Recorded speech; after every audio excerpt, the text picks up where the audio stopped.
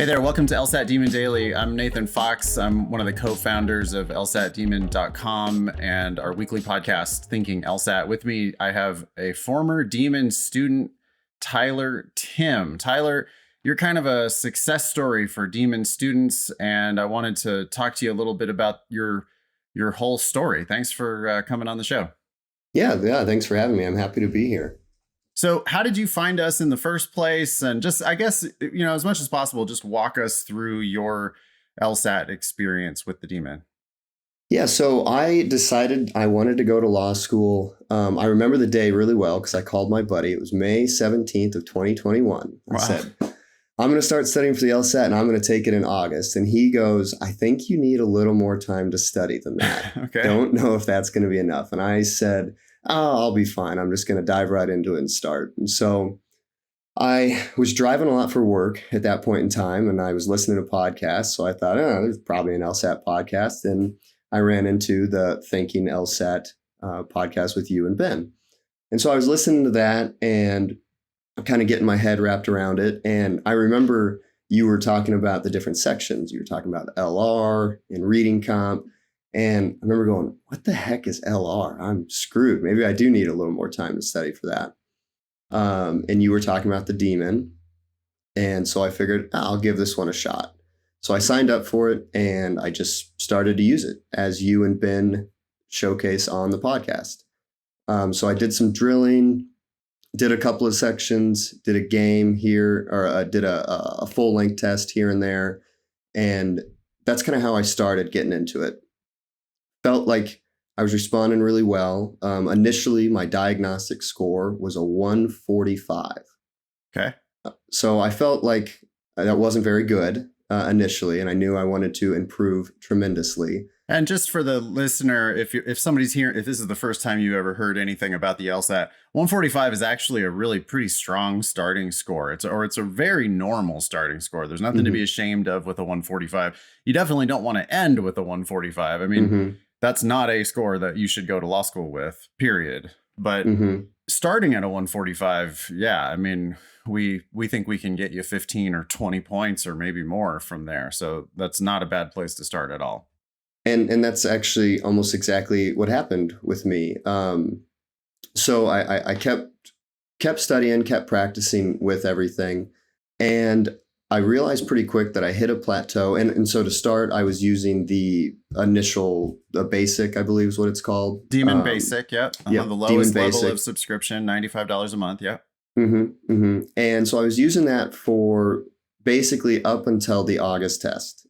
And I didn't quite listen to all your advice. I should have waited before taking the August test. But I took it and I scored a 157. So I initially went up, what is that, 12 points. But I didn't feel satisfied with that because I had bought into yours and Ben's concept of don't pay for law school. And I was determined to make that the case, to not pay for law school. So I said, okay, I'll invest a little more initially, and then I upgraded to premium, whatever the highest one is. Live. The top level is live. Live, yep. So I did that from August until January, every single day. And a normal study schedule for me was I would wake up in the morning and I would do a full section, a full 35-minute section, and I would study. I'd review that section for another 25 minutes. So I was dedicating at least an hour every single morning to a game or a reading comp or an LR section. And I found that was a lot more beneficial and a lot more rewarding than just doing the drilling. The drilling was great, right? During lunch, 10 minutes, hey, I'll do a game here. I'll do 5 or 6 questions, read a passage and answer.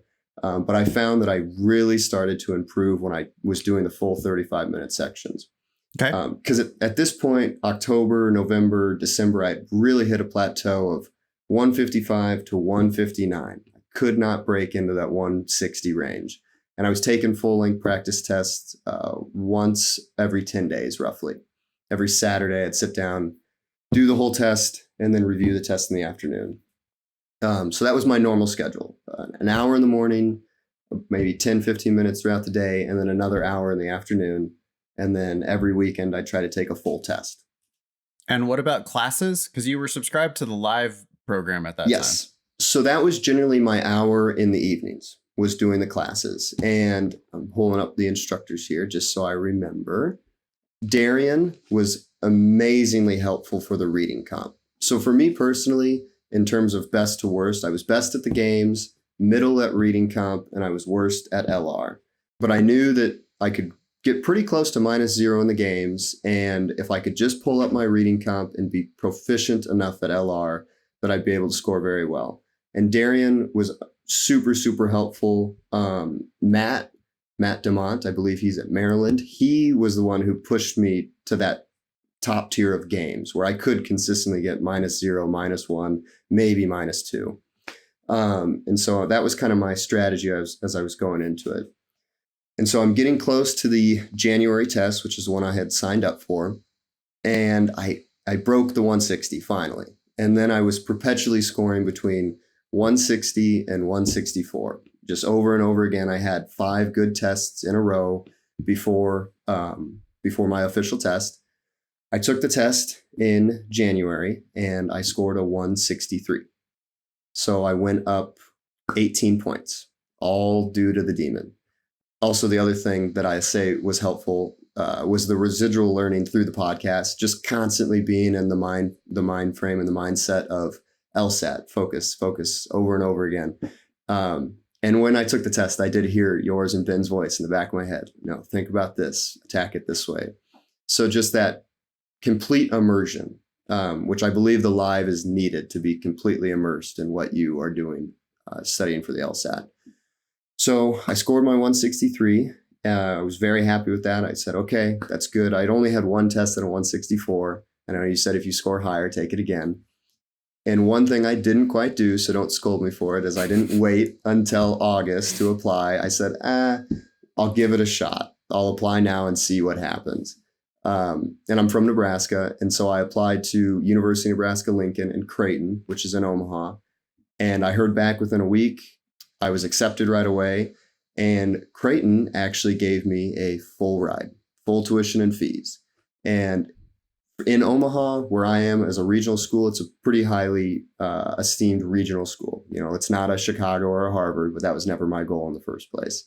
And so due to basically that 9 months of consistent study and complete immersion, and through the help of you guys, I was able to obtain a full tuition and fee scholarship.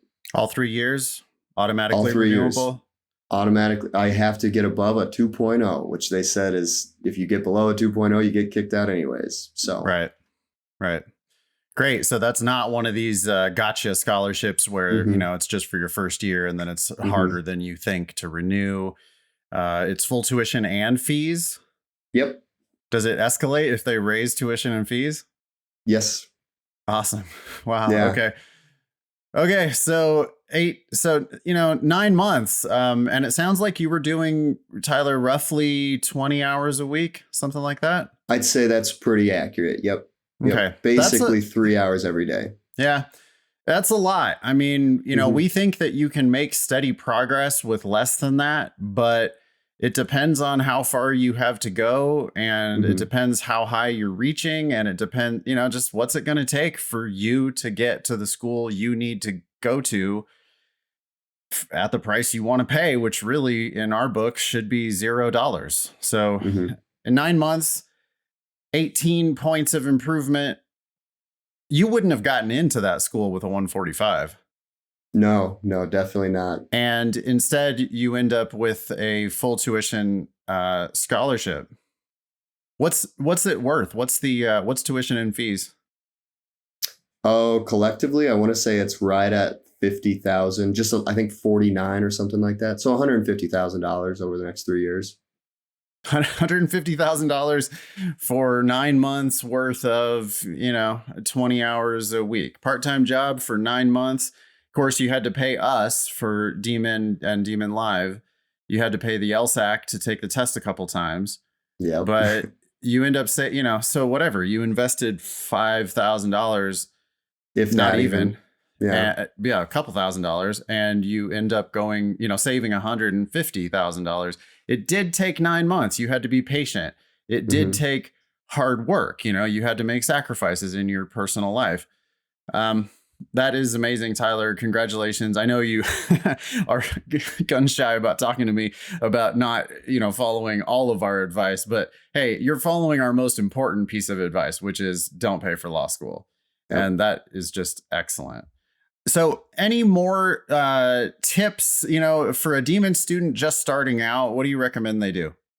Just be consistent with it. One of the things that I do like about the Demon is it always has you right at the cusp of your max capability. It's always giving you that problem that's just a little bit too hard for you to ace at that exact moment. But that is where you really learn. And the other thing, and this is the thing I think I wasn't doing well enough going up to the August LSAT, was review the questions that you miss. Don't just go, oh, dang, okay, yep, it was this. And okay, it's that for that reason. All right, next one. Really take the time to go into the LR, to go back into the reading comp passage and go, that's the point.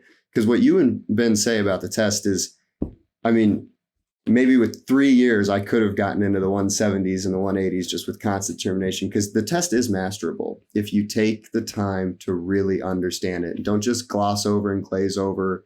After 35 minutes doing a section, you can be kind of tired, but get up, walk around for a second, grab a cup of coffee or a water or whatever, and then sit back down and attack it with that same vigor and mindset that you had before. And that's where I saw the greatest growth in my ability to do well on the test. Amazing. You start law school this fall? Yeah. August 15th is orientation day. What are you doing between now and then?